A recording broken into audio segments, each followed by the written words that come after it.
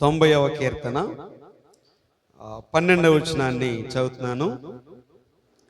మాకు జ్ఞాన హృదయము కలుగునట్లుగా చేయుము, మా దినములు లెక్కించుట మాకు నేర్పుము. ఈ వచనాన్ని మనం కొద్ది నిమిషాలు ధ్యానం చేద్దాం. మరి 90వ కీర్తన దైవజనుడైన మోషే గారు చేసినటువంటి ప్రార్థన అన్నమాట. చాలా ప్రాముఖ్యమైన విషయాలు ఈ కీర్తన అంతట్లో మాట్లాడాడు మోషే గారు. ప్రాముఖ్యంగా ఒక 2 సందర్భాల గురించి మోషే గారు నొక్కి మరలా జ్ఞాపకం చేసిన విషయాలు ఏంటంటే, మొదటిది ఏంటంటే, మన దేవుడు తరతరముల నుంచి ఉన్నటువంటి వాడు, శాశ్వత కాలము నుంచి ఉన్నవాడు, ఆయన నిత్యుడు, ఆయన శాశ్వత కాలము నుంచి ఉన్న దేవుడు ఆయన. హల్లెలూయా. ఆయనకు ఆది అంతం అనేది లేదు. ఆయన పలికిన మాటలు నేనే ఆల్ఫాను, నేనే ఒమేగాను. అందుకే ప్రారంభంలోనే ఏం ప్రారంభించాడంటే, ప్రభువా తరతరముల నుండి మాకు నివాస స్థలము నీవే, పర్వతములు పుట్టక మునుపు, భూమిని లోకమును నీవు పుట్టింపక మునుపు, యుగ యుగములు నీవే దేవుడవు. అంటే మొదటి విషయాన్ని ఏం చెప్తున్నాడంటే, మన దేవుడు నిత్యుడు, ఆయన ఇటర్నల్, ఎప్పుడూ ఉన్నవాడు. ఆయనకు ఒక ప్రారంభం అనేది, స్టార్టింగ్ పాయింట్ అనేది, ఒక ముగింపు అనేది ఆయనకి లేదు. ఆయన ఎప్పుడు కూడా ఉన్న దేవుడు. ఆయన యుగ యుగములు తరతరముల నుంచి ఉన్నవాడు. ఆయన నిన్న నేడు నిరంతరము ఏకరీతిగా ఉన్న దేవుడు ఆయన. రెండో విషయాన్ని ఇక్కడ ఏమి నొక్కి చెప్తున్నాడంటే, మానవులమైనటువంటి మన జీవితము ఎంత అల్పమైనదో, ఎంత స్వల్పమైనదో, ఎంత సంకుచితమైనదో ఆ విషయాన్ని కూడా చెప్పాడు. అంటే మానవులుగా ఈ భూమి మీద మన జీవితాన్ని గురించి ఏం చెప్పాడంటే, మన ఆయుష్కాలము మామూలుగా అయితే 70 ఏండ్లు, 70 సంవత్సరాలు అన్నాడు. ఒకవేళ అధిక బలము ఉన్నట్లయితే 80 సంవత్సరములు. అయినను వాటి వైభవము ఆయాసమే దుఃఖమే అని చెప్పాడు.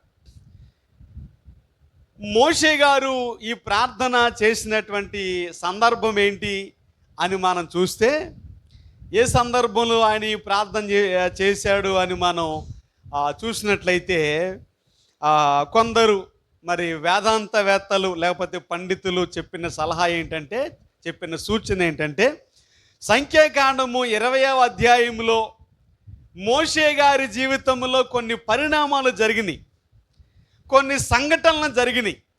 బహుశా సంఖ్యాకాండము 20వ అధ్యాయంలో తన జీవితంలో జరిగిన ఆ సంఘటనలను ఉద్దేశించి, ఆ సంఘటనలు జరిగిన తర్వాత ఈ ప్రార్థన చేసుంటాడు అని ఒక ఆలోచన చెప్పారు.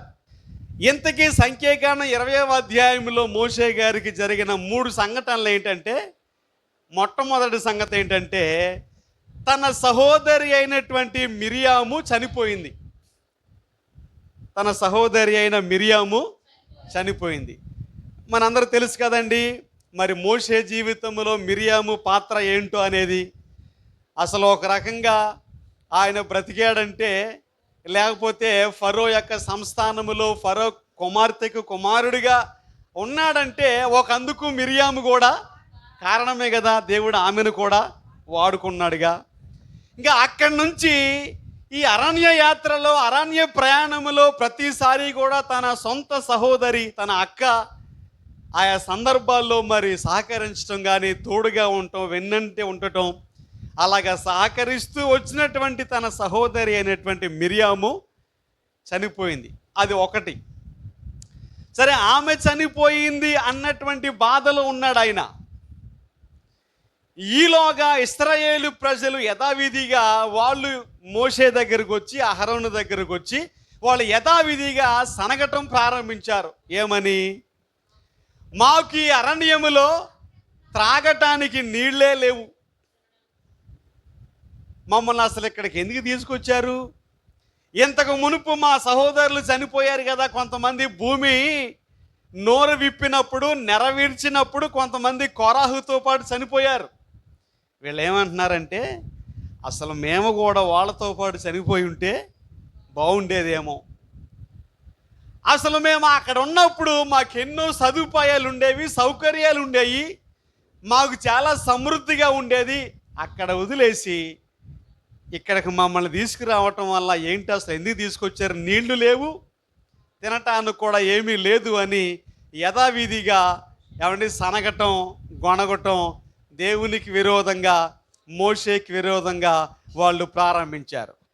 సరే, మోషే అహరోనులు యథావిధిగా వెళ్ళి దేవుని పాదముల దగ్గర సాగిలు పడ్డారు. ప్రభువా, మరలా ఒక అవసరం, మాకు ఒక అవసరం వచ్చింది, మరలా ఆయనతో రోజు అవసరమే, ఆ రోజు మళ్ళా అవసరం వచ్చిందని సాగిలు పడ్డారు. ఈ ప్రజలందరూ కూడా నీళ్లు లేవని మా దగ్గరకు వచ్చి అడుగుతున్నారు ప్రభువా అని సాగిలు పడి, సాష్టాంగపడి వాళ్ళిద్దరు దేవునికి మొరపెట్టారు. వెంటనే దేవుడు చెప్పిన మాట ఏంటంటే, మీరిద్దరు కూడా మోషేతో చెప్పిన మాట, నీ కర్రను తీసుకుని వెళ్ళి ఆ బండ దగ్గరికి వెళ్ళి ఆ బండతో నువ్వు మాట్లాడాలి, మాట్లాడితే నీళ్ళు వస్తాయి. అప్పుడు వీళ్ళందరూ సర్వ సమాజము కూడా, మనుషులైనా లేకపోతే పశువులైనా అందరూ కూడా సమృద్ధిగా నీళ్లు త్రాగుతారు అని దేవుడు మోషేకి సెలవిచ్చాడు. అయితే మోషే అహరోనులు దేవుడు చెప్పినట్టుగానే ఆ కర్రను చేతబట్టుకున్నారు, ఆ బండ దగ్గరికి వెళ్ళారు. అక్కడ అనకూడనటువంటి ఒక మాట అనేశాడు మోషే. ఈ బాధలో తన సహోదరి చనిపోయింది అన్న బాధ పక్కన ఉందా? మరి యథావిధిగా వీళ్ళు ఒక పక్కన బాధ పెడుతూనే ఉన్నారా, సణుగుతూనే ఉన్నారా? లోబడనొల్లనటువంటి ప్రజలు, మెడవంచని వాళ్ళు అన్న మాటకి సరిగ్గా వాళ్ళు ఏం చేశారంటే అలాగే ప్రవర్తించారు. అందుకే మోషే కొంచెం కంట్రోల్ తప్పి అన్న మాట ఏంటంటే, ద్రోహులారా అన్నాడు. ఏమన్నాడండి? ఒక్క మాట అన్నాడు అంతేను. ద్రోహులారా అన్నాడు. రిబెలియన్స్ అన్నాడు. మీరు తిరుగుబాటు చేసేవారులారా అని పిలిచాడు. ఒక మాట, మేము మీకోసం ఈ బండలో నుంచి నీళ్లు తీసుకురావాలా అని అంటే, సరే ఇంతకీ కొట్టాడు కనుక నీళ్ళు వచ్చినాయి, వాళ్ళందరూ సమృద్ధిగా త్రాగారు, తృప్తి చెందారు. కానీ దేవుడు మాత్రం సంతోషపడలా ఆ సందర్భాన్ని బట్టి. అప్పుడు మోషే అహరోనుతో మాట్లాడుతూ, నువ్వు సమాజము ఎదుట, ప్రజలందరి ఎదుట నా పరిశుద్ధతను కాపాడలేదు, నేను చెప్పినట్లుగా మీరు చేయలే. నేను బండతో మాట్లాడమంటే బండతో వెళ్ళి కొట్టారు, మీరు కొట్టావు. అది సరికాదు గనక ఈ కారణాన్ని బట్టి మీ ఇద్దరంటే మోషే అహరోను, మీ ఇద్దరు కూడా ఆ పాలు తేనెలు ప్రవహించే దేశములో, ఆ వాగ్దాన దేశములో మీ ఇద్దరు కూడా ఏమాత్రం ప్రవేశించరు అని దేవుడు ఆ రోజు సెలవిచ్చాడు. ఇది రెండో సంఘటన మోషే జీవితంలో. ఎంత ప్రయాసపడి, ఎంత కష్టపడి వాళ్ళందరినీ కూడా, ఇశ్రాయేలు ప్రజలందరినీ కూడా ఐగుప్తు దేశంలో నుంచి విడిపించి ఆ వాగ్దాన దేశంలోకి ప్రవేశపెడదామని ఇంత భారంతో తీసుకుని వస్తుంటే దేవుడు ఏమన్నాడంటే, నీవు అందులో ప్రవేశించటానికి వీలు లేదు, అర్హత లేదు, సాధ్యపడదు.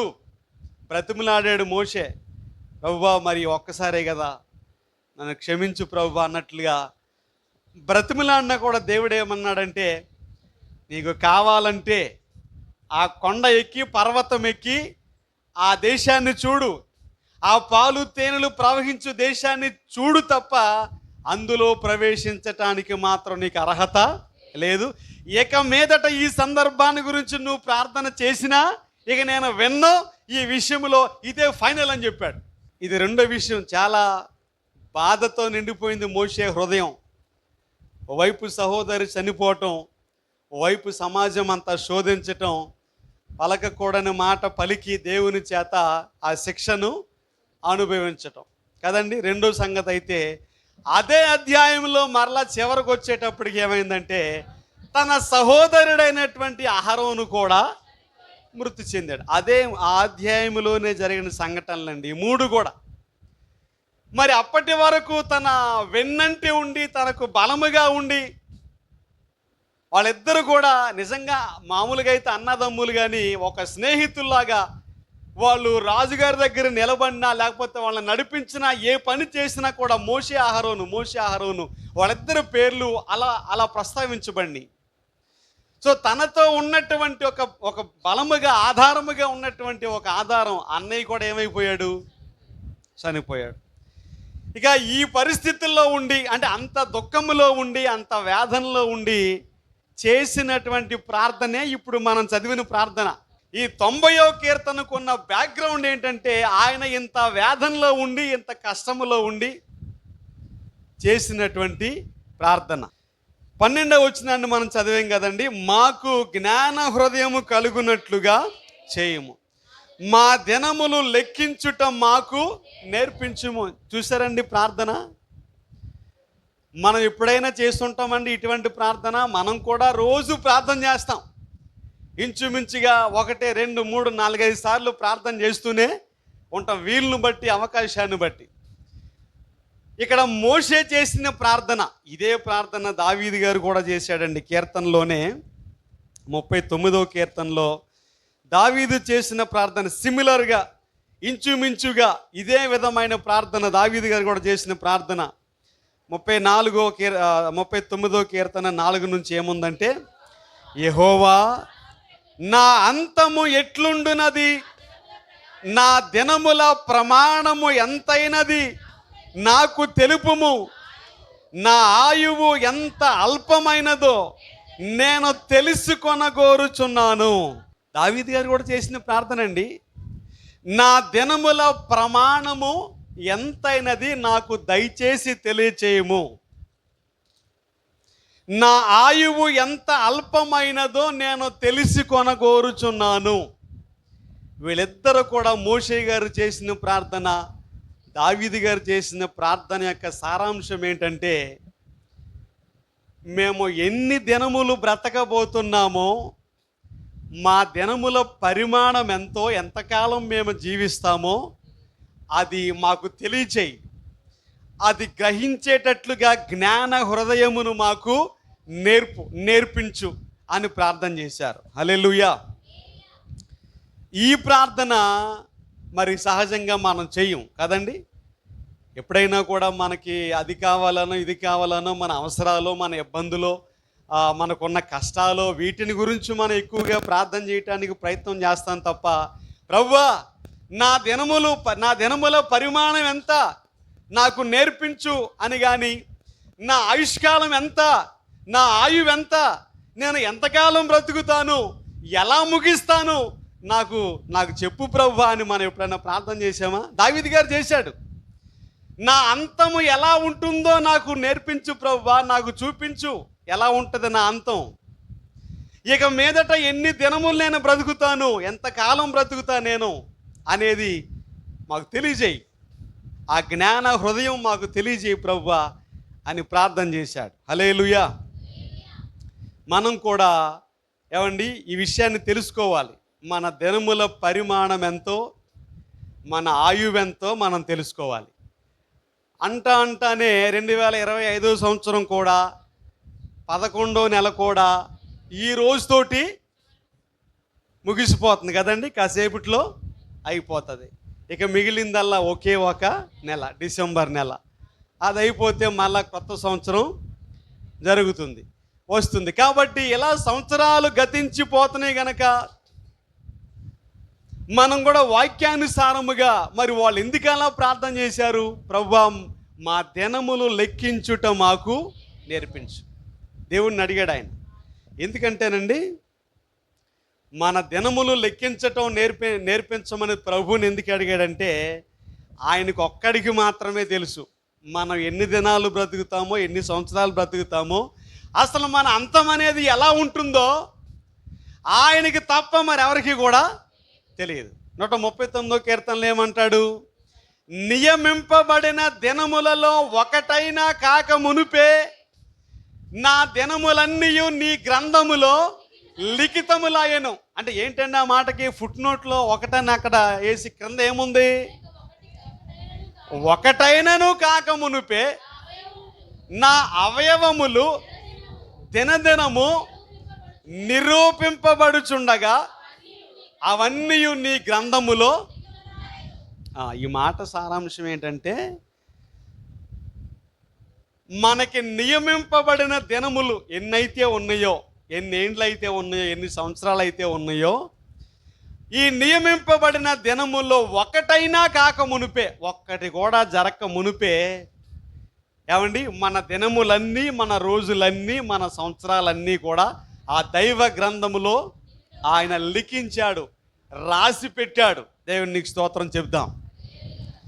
ఆయన రాసి పెట్టాడు కాబట్టి ఆయనకి తెలుసు మన దినముల పరిమాణం ఎంత, మన ఆయువు ఎంత, మన ఆయుష్కాలం ఎంత, మన అంతం అనేది ఎలా ఉండబోతుందో అది ఆయనకు మాత్రమే తెలుసు, మనకు తెలియదు. అందుకనే ఈయన ప్రార్థన చేస్తూ మోషే గారు, మాకు నేర్పించు ప్రభువా, నాకు జ్ఞాన హృదయం కలగచేయి. ఇక్కడ మోషే గారు లేదా దావీదు గారు చేసిన ప్రార్థనలో ఉన్న సారాంశం ఏంటంటే, భూమి మీద ఈ మన జీవితం అనేది ఎంత అల్పమైందో, ఎంత స్వల్పమైందో, ఎంత సంకుచితమైందో ఏమండి వాళ్ళు తెలుసుకోవటానికి వాళ్ళు చేసే ప్రార్థన ఇది. మనకు కొన్ని వచనాలు ఏమండి, మనందరికీ తెలిసిన కొన్ని వచనాలు చదువుదాం. మన జీవితాన్ని, భూమి మీద ఈ మన జీవితాన్ని గురించి బైబిల్ చెప్పే కొన్ని మాటలు ఏమండి. ఉదాహరణకి యాకోబు పత్రికలో 4వ అధ్యాయానికి మనం వస్తే 13 నుంచి ఏముందంటే, నేడైనను రేపైనను ఒకానొక పట్టణమునకు వెళ్ళి అక్కడ 1 సంవత్సరం ఉండి వ్యాపారం చేసి లాభము సంపాదించము రండని చెప్పుకునే వారలారా, రేపేమి సంభవించునో మీకు తెలియదు. మీ జీవం ఏపాటిది? మీరు కొంతసేపు కనబడి అంతలో మాయమైపోవు ఆవిరి వంటి వారే. కనుక ప్రభువు చిత్తమైతే మనము బ్రతికి ఉండి ఇది అది చేతమని చెప్పుకొనవలెను. ఏమండి, యాకోబు గారు ఏమంటున్నాడంటే, కొంతమంది అనుకుంటున్నారట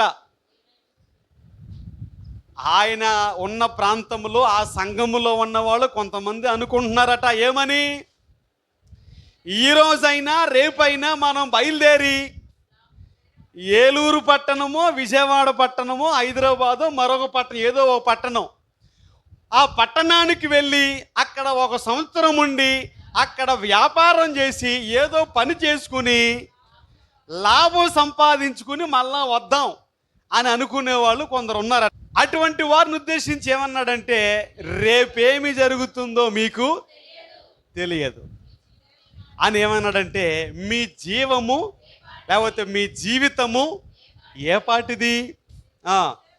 మీరు కొంతసేపు కనబడి అంతలో మాయమైపోయే ఆవిరి వంటి వారే కదా. అంటే మన జీవితాన్ని ఎలా పోల్చాడంటే, మానవ జీవితాన్ని ఆవిరి. ఆవిరంటే తెలవనోళ్ళు ఎవరో కూడా లేరు ఇక్కడ, అందరికీ తెలుసు కదండి. చిన్నపిల్లలు మినహాయిస్తే పెద్దవాళ్ళు అందరికీ కూడా ఆవిరంటే ఏంటో తెలుసు. మరి ఆవిరి అనేది ఎంతసేపట్లో మాయమై కనపడకుండా పోద్దండి? కొన్ని క్షణాలు అంతే కదా, కొన్ని క్షణాలే, నిమిషాలు కూడా ఉండకపోవచ్చు. మానవ జీవితం అనేది అంత అల్పమైంది, ఆవిరితో పోల్చబడింది, స్వల్పమైనటువంటిది.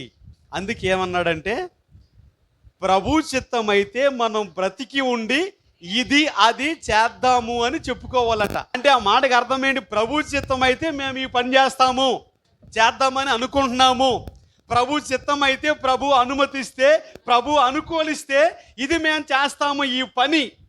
అది ఏదైనా కూడా ప్రభు చిత్తమైతే ఈ ప్రయాణం చేస్తామనో పని చేస్తామనో మనం అనుకోవాలి. అంతే తప్ప రేపేమి సంభవిస్తుందో మనకైతే ఎవరికి కూడా తెలియదు. ఒక ధనవంతుడితో ఆయన చెప్పిన మాట అదే. లోకా సువార్తలో ఆ ధనవంతుడు ఏమనుకున్నాడమ్మా? 12వ అధ్యాయంలో ఆయనకి వ్యవసాయం బాగా పండిందండి. లోకాసు సువార్తలో చూస్తే 12వ అధ్యాయంలో 17 నుంచి ఏమన్నాడంటే, ఒక ధనవంతుని భూమి సమృద్ధిగా పండింది 16వ వచనంలో. 17 నుంచి ఏముంది, అప్పుడు అతడు నా పంట సమకూర్చుకొనుటకు నాకు స్థలము చాలదు గనక నేనేమి చేతునని తనలో తాను ఆలోచించుకొని, నేను ఎలా చేస్తాను, నా కొట్లు విప్పి వాటికంటే గొప్ప వాటిని కట్టించి అందులో నా ధాన్యం అంతటిని, నా ఆస్తిని సమకూర్చుకొని నా ప్రాణముతో, ప్రాణమా అనేక సంవత్సరములకు విస్తారమైన ఆస్తి నీకు సమకూర్చబడి ఉన్నది, సుఖించుము, తినుము, త్రాగుము, సంతోషించుమని చెప్పుకొందుననుకొనెను. అయితే దేవుడు, వెర్రివాడా, ఈ రాత్రి నీ ప్రాణమును అడుగుచున్నారు, నీవు సిద్ధపరిచినవి ఎవరి వగునని అతనితో చెప్పాడట. ఏమనుకున్నాడండి ఆయన? తనకు వ్యవసాయం ఉంది కాబట్టి, పొలం ఉంది కాబట్టి, భూమి ఉంది కాబట్టి బాగా పండింది. ఇప్పుడు ఏం చేయాలి ఆలోచన చేసి కొట్లన్నీ విప్పి మరలా పెద్దగా చేయించి ఈ ధాన్యం అంతటిని కూడా అందులో నిల్వ చేసి, అందులో జాగ్రత్త చేసి ప్రాణంతో చెప్పుకుంటాడట. ఏమని? నా ప్రాణమా, నీ కొరకు అనేక సంవత్సరాలకి నువ్వు తినగలిగినంత ధాన్యమును, విస్తారమైనటువంటి సంపదను నీ కోసం నేను దాచిపెట్టా, సమకూర్చి పెట్టాను. ఇక నువ్వు సుఖించటమే, ఇక నువ్వు తినటమే, త్రాగటమే పని అని ప్రాణంతో చెప్పుకుంటున్నాడట. అప్పుడు దేవుడు అతన్ని ఏమన్నాడండి? ఆ ధనవంతుని ఏమని సంబోధించాడు? వెర్రివాడా, ఫూల్ అన్నాడు. వెర్రివాడా, ఈ రాత్రి నీ ప్రాణమును అడుగుచున్నారు, నీవు సిద్ధపరిచినవి ఎవని వగునని అతనితో చెప్పాడు. కాబట్టి ఆ ధనవంతునికి తెలియని ఒక విషయం ఏంటంటే, రేపు అనేది ఆయన చేతుల్లో లేదు, ఆయన వశములో లేదు. రేపు అనేది మన ఎవరికి కూడా తెలియదు. రేపేమి సంభవించునో మనకెవరికి కూడా.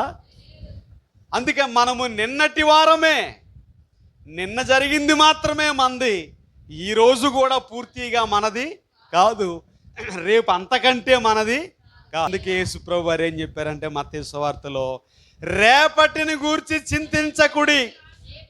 ఏమండి? రేపటిని గూర్చి, రేపేమవుతుందో, రేపేం జరుగుతుందో అని మీరు చింతించి బాధపడవద్దు. రేపటి దినము దాని సంగతులను గురించి అదే చింతిస్తుంది. ఏ నాటికీడు ఆనాటికి చాలును. అంటే రేపటిని గురించి టెన్షన్ పడి, కలవరపడి, ఆలోచించి చింతపడవద్దు. ఆ రేపటి దినమే దాని గురించి ఆలోచన చేసుకుంటుంది.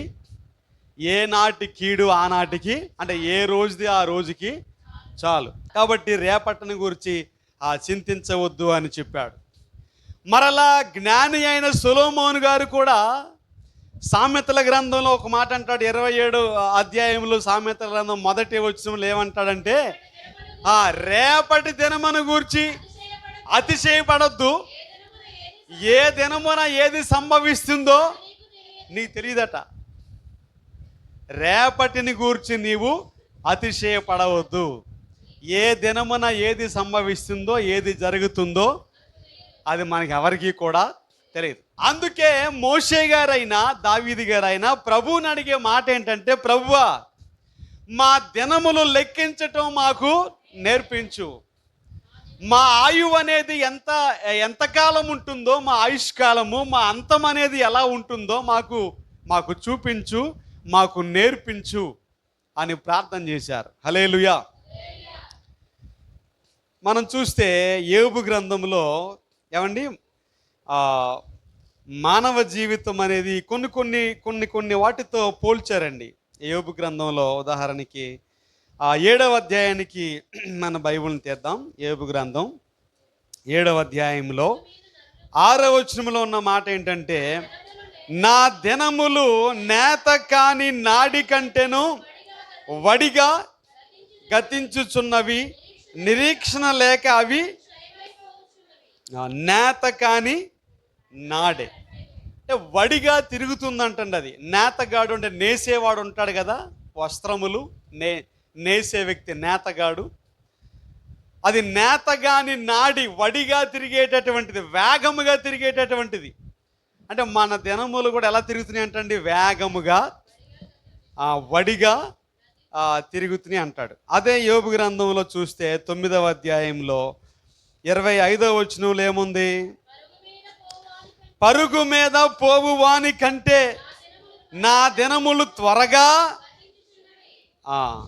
ఒక వ్యక్తి వేగముగా పరిగెట్టుకు వెళ్ళిపోతున్నాడు అనుకోండి, ఆ వేగము అదే వేగముతో, అంతే వేగముతో, అంత త్వరగా నా దినములు అనేవి గతించిపోతున్నాయి అని చెప్పేసి అంటాడు. అక్కడనే 26వ వచనంలో రెల్లు పడవలు దాటిపోవునట్లు అవి జరిగిపోవును, ఎర మీదకి విసురున దిగు పక్షిరాజు వలె అవి త్వరపడి పోవును.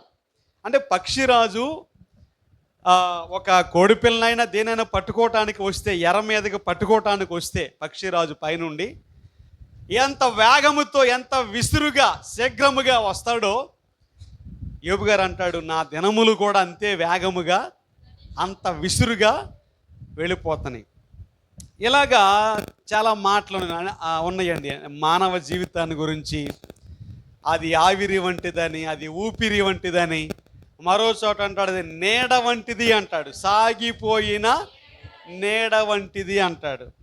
నీడ ఎలాగైతే స్థిరంగా ఉండదో, అలా సాగిపోతుంటుందో మానవ జీవితము కూడా అటువంటిదే అన్నాడు. మరో చోట మరి మన జీవం అనేది ఊపిరితో పోల్చాడు, గాలితో పోల్చాడు. కాబట్టి ఈ మాటలన్నిటి యొక్క సారాంశం ఏంటంటే, మనందరం గమనించవలసిన విషయం ఏంటంటే, ఈ భూమి మీద మన కాలం అనేది చాలా స్వల్పమైనది. ఏమండి? చాలా సంకుచితమైంది.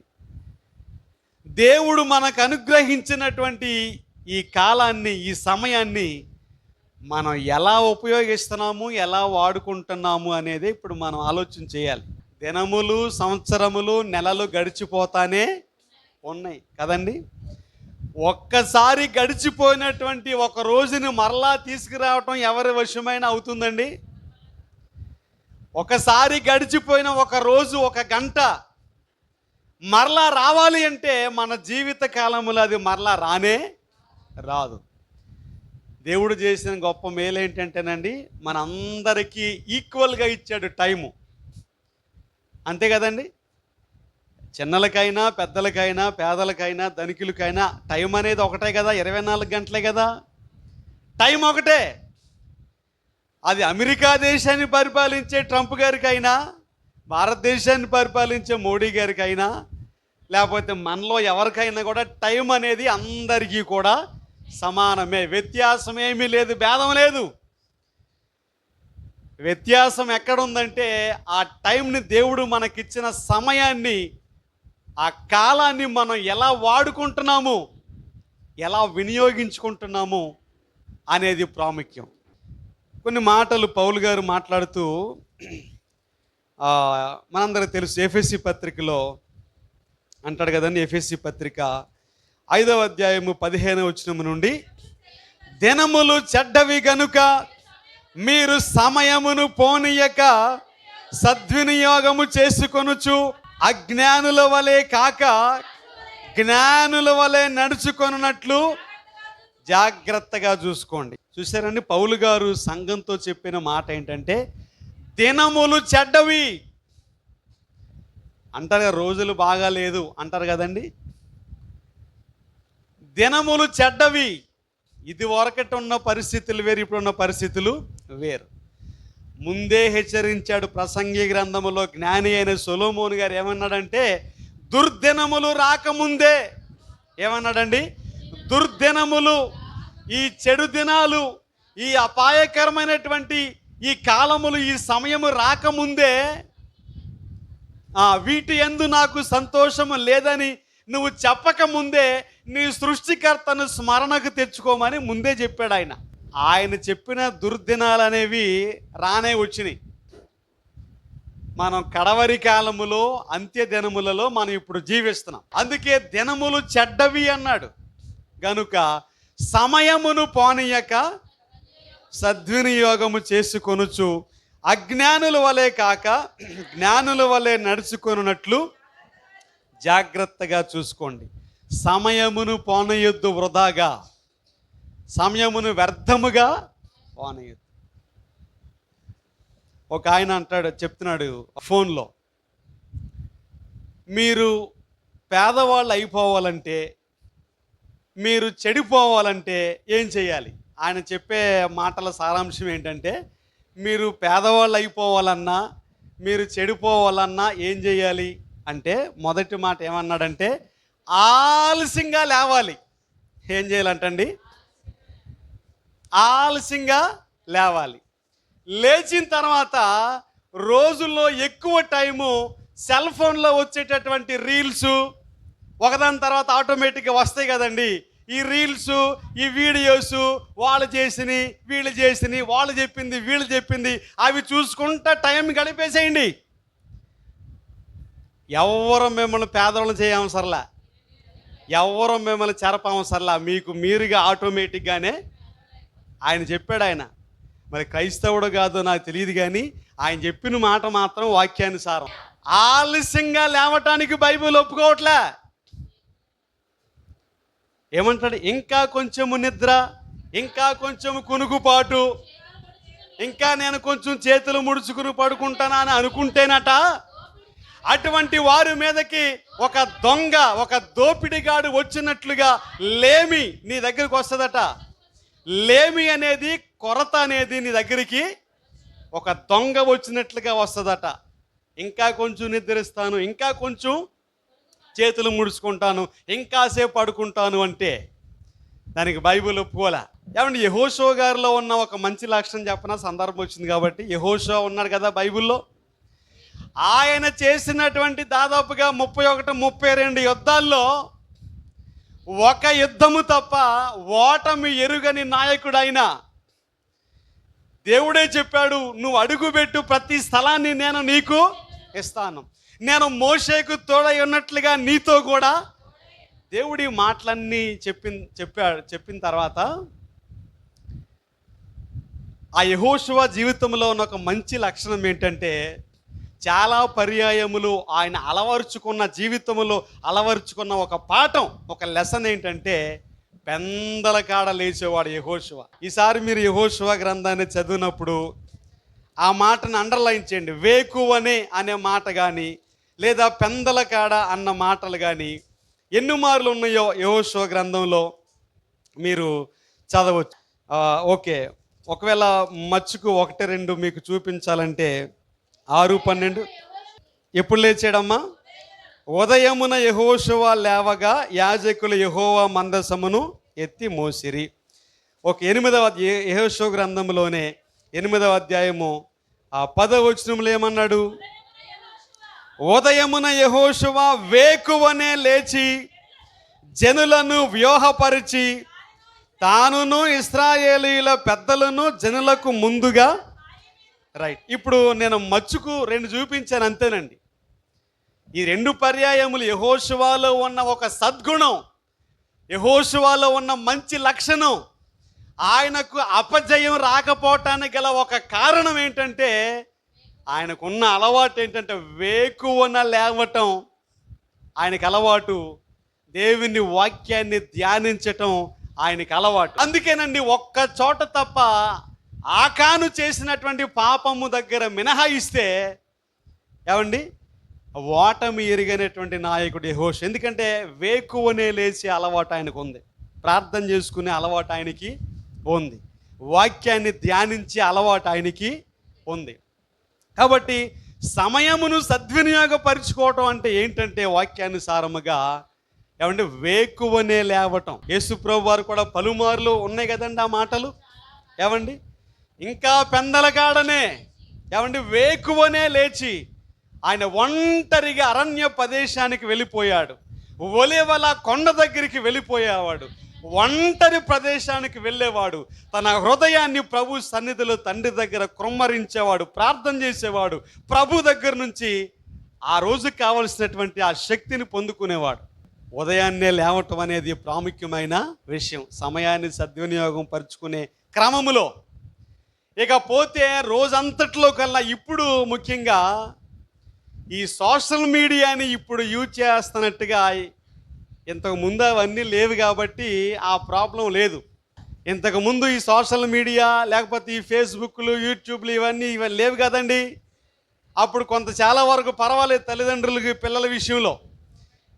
ఇప్పుడేమైందంటే ఈ సోషల్ మీడియా వచ్చిన తర్వాత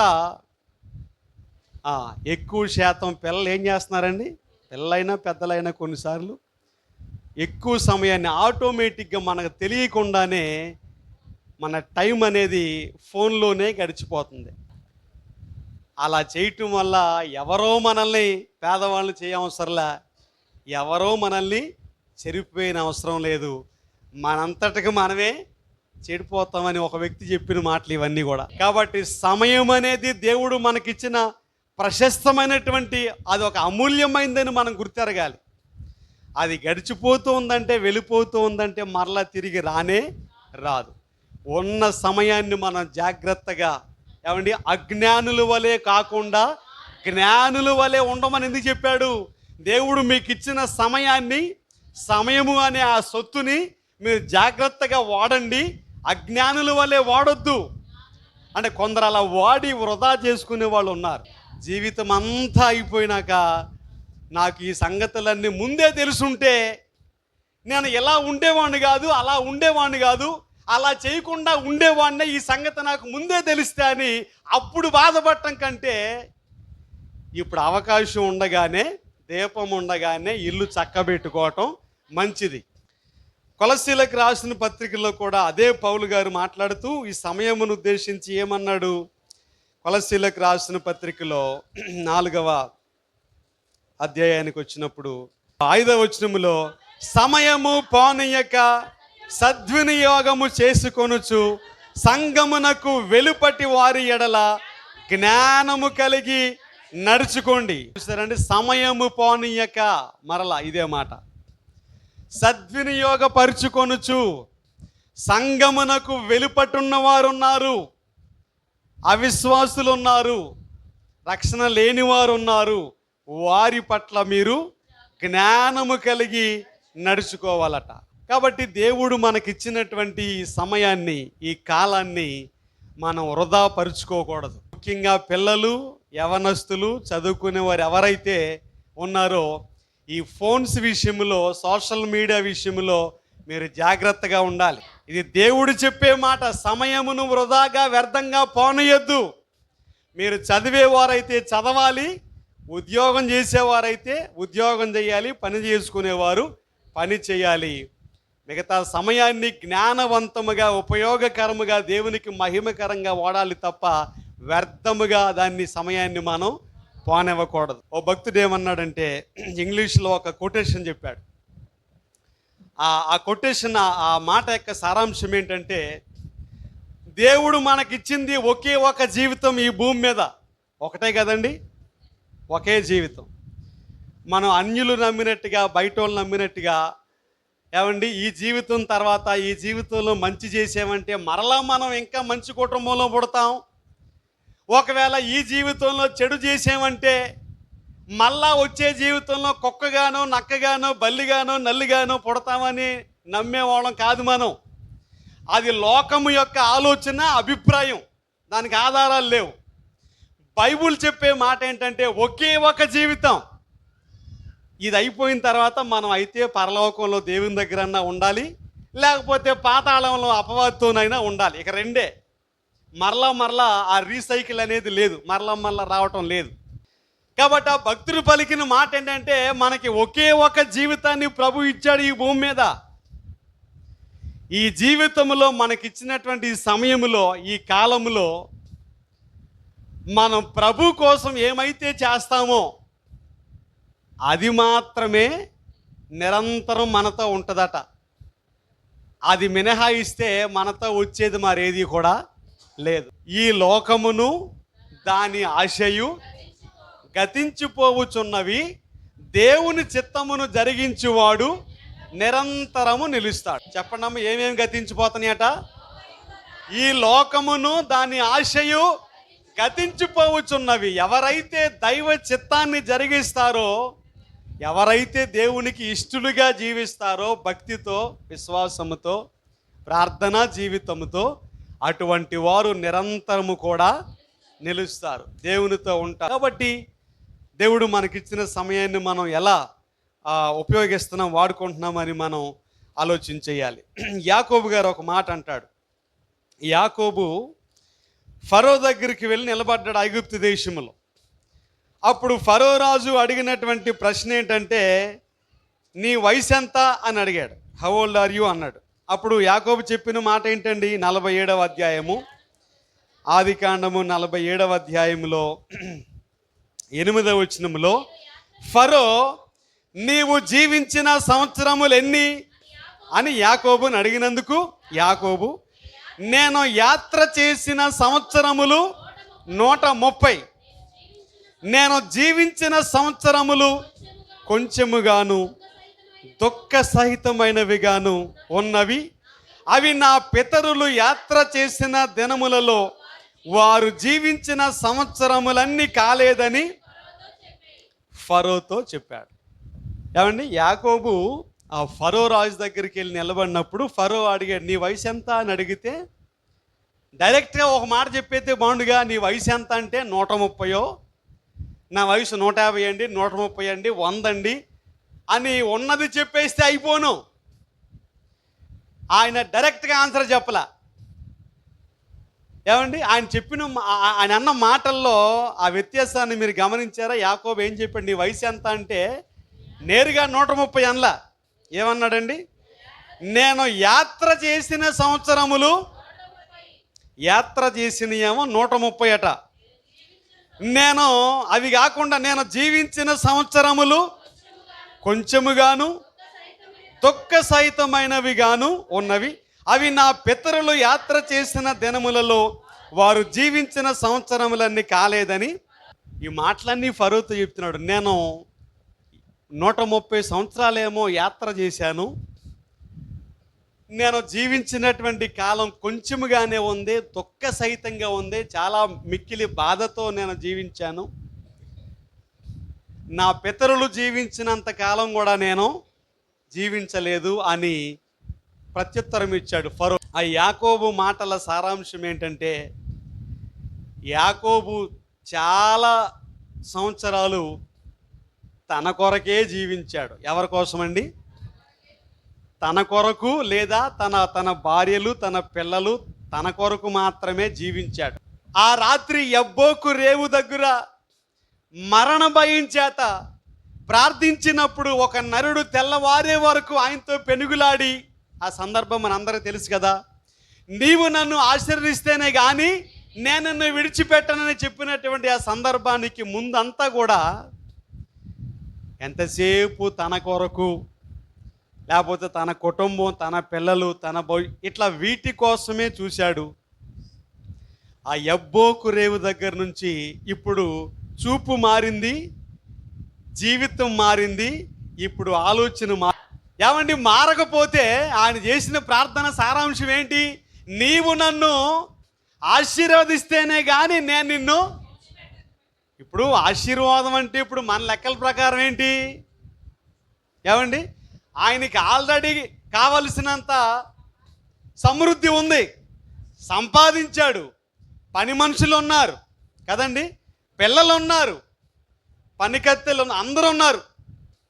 ఇంకా కావాల్సిందేంటి అంటే, ఇప్పటి వరకు కూడా యాకోబు గ్రహించిన ఒక వాస్తవం ఏంటంటే, నేను నా కొరకు, లేకపోతే నా కుటుంబం కోసం, ఈ భూ సంబంధమైన వాటి కోసం నేను తాపత్రయపడ్డాను, నేను ప్రయాసపడ్డాను, పరుగులు పెట్టాను.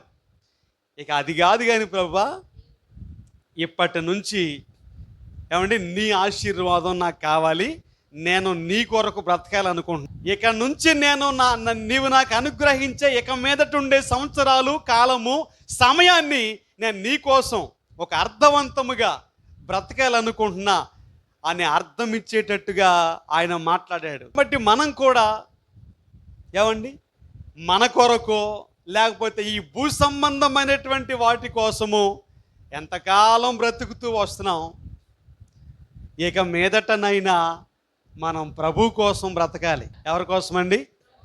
ఇక మీదటనైనా మన సమయమైనా, మన తలాంతులైనా, మన సామర్థ్యమైనా, మన ఆత్మ వరములైనా, మనకి కలిగిందైనా ఇక మనం ప్రభు కోసం వాడాలి, ప్రభు కొరకు జీవించాలి. ఎందుకంటే ఈ లోకములో ఉన్నది ఉంటుందండి. మనం ఆ ధనవంతుడి వల్లే మనం కూడా ప్రయాసపడి సంపాదించామనుకోండి, బాగానే అనేక సంవత్సరాలకి కావలసిన ఆస్తిని సంపాదించామనుకోండి, బైబిల్ ఏమంటుందంటే, ఏముందండి 6వ అధ్యాయం మత్తయి సువార్తలో, పరలోకములో మీకోసం ధనం సమకూర్చుకోండి. ఈ లోకంలో సమకూర్చుకుంటే ఏమవుతుందట? తుప్పు పడుతుందట, చిమ్మెట కొడుతుందట, దొంగలు వస్తారట, కన్నం వేస్తారట.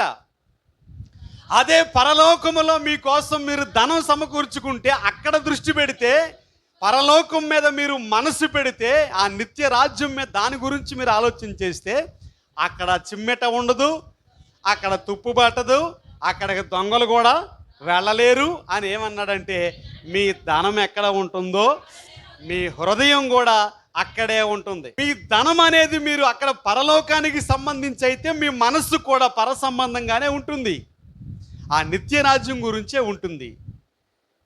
ఈ లోకం అనేది ఎవరికి కూడా శాశ్వతమైతే కాదు. అందుకే పౌలు గారు మన అందరికీ తెలిసిన బెస్ట్ ఎగ్జాంపుల్, ఈ మాట చెప్పి నేను ముగిస్తాను. కొరింథీ పత్రికలు ఏమంటాడంటే, పౌలు గారండి అన్నీ కలిగినటువంటి వాడు, ఆయన అన్నీ కలిగినటువంటి వాడు. ఆయన పలికిన మాట 1 కొరింథీ పత్రిక 15వ అధ్యాయంలో 15:10 ఏమన్నాడంటే, అయినను నేనేమై ఉన్నానో అది దేవుని కృప వలననే అయ్యున్నాను, మరియు నాకు అనుగ్రహింపబడిన ఆయన కృప నిష్ఫలము కాలేదు గాని వారందరికంటే నేను ఎక్కువగా దేవుని కోసం ప్రయాసపడ్డాను. ప్రయాసపడింది నేను కాదు కానీ నాకు తోడై ఉన్న దేవుని కృపయే. ఆయన ఆ రోజుల్లో ఇప్పుడు మనకెలా పార్లమెంట్ సభ్యుడు అంటారు, అలాగే ఆ రోజుల్లో ఆయన పార్లమెంట్ సభ్యుడు, ఆయన సన్హెడ్రిన్ అంటారు దాన్ని, యూదుల ఆలోచన సభలో సభ్యుడైన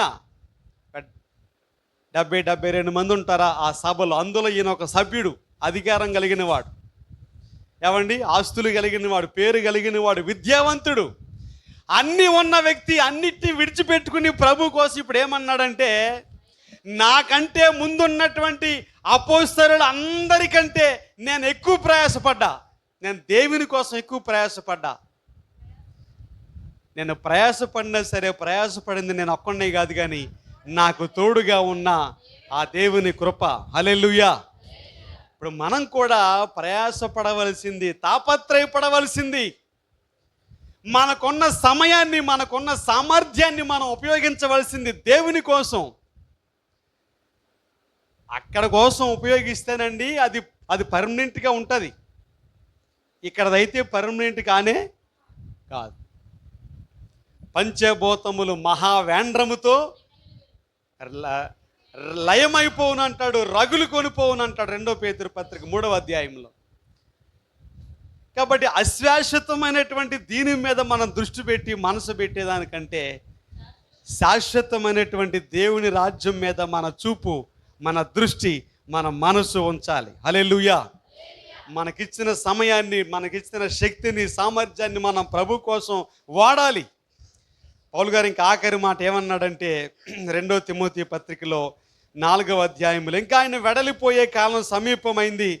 ఆయన తిమోతికి రాసినటువంటి ఆఖరి పత్రికలు ఏమన్నాడంటే, మంచి పోరాటం పోరాడి తిని, నా పరుగు కడముట్టించి తిని, విశ్వాసము కాపాడుకుంటుని, ఇక మీదట నా కొరకు నీతి కిరీటం ఉంచబడి ఉన్నది. ఆ దినమందు నీతి గల న్యాయాధిపతి అయిన ప్రభు అది నాకు మాత్రమే కాకుండా తన ప్రత్యక్షతను అపేక్షించు వారికి అందరికీ దేవుని నామానికి మహిమ కలుగునుగాక. ఏ పోరాటం పోరాడండి? నేను మంచి పోరాటం పోరాడాను ఈ భూమి మీద ఉన్నంతకాలం. నా పరుగుని నేను కడముట్టించాను, నా విశ్వాసాన్ని నేను కాపాడుకోగలిగాను. ఇక మీదట నా కొరకు ఆ నీతి కిరీటం అక్కడ ఉంచబడింది, దాచబడి ఉన్నది. ఆ కిరీటం అనేది నాకొక్కడికి మాత్రమే కాదు దేవుడిచ్చేది. నా వలె ఎందరైతే అలా బ్రతుకుతారో దేవుని కోసం, అటువంటి వారందరికీ కూడా ఆ నీతి కిరీటం అనేది దేవుడు అనుగ్రహిస్తాడు అని చెప్పాడు. దేవునికి స్తోత్రం చెప్దామా? కాబట్టి నా మాటలు ముగించే ముందు మరి దైవజనుడైన మోషే చేసిన ప్రార్థన, మాకు జ్ఞాన హృదయము కలిగినట్లుగా చేయి ప్రభువా, నా దినమును లెక్కించుట నాకు నేర్పించు. దావీదు గారు కూడా చేస్తూ 39వ కీర్తనలో, నా ఆయుష్ ఎంతనేది నాకు తెలుపు ప్రభువా, నా దినముల పరిమాణము ఎంత ఈ భూమి మీద, నా అంతం అనేది ఎలా ఉండబోతుంది నాకు నేర్పించు, నాకు తెలియజేయ ప్రభువా. మనం కూడా ప్రార్థన చేయాలి. దేవుడు మనకిచ్చినటువంటి ఈ కాలములో, ఈ సమయములో మన వ్యర్థమైన వాటి మీద సమయాన్ని వృధా చేయకుండా, పోగొట్టుకోకుండా విలువైన వాటి మీద ఏమండి, ఆ అమూల్యమైన వాటి మీద ఏమండి మనం మనసు పెట్టాలి. హల్లెలూయా. సమయమును పోనీయక సద్వినియోగం చేసుకోండి.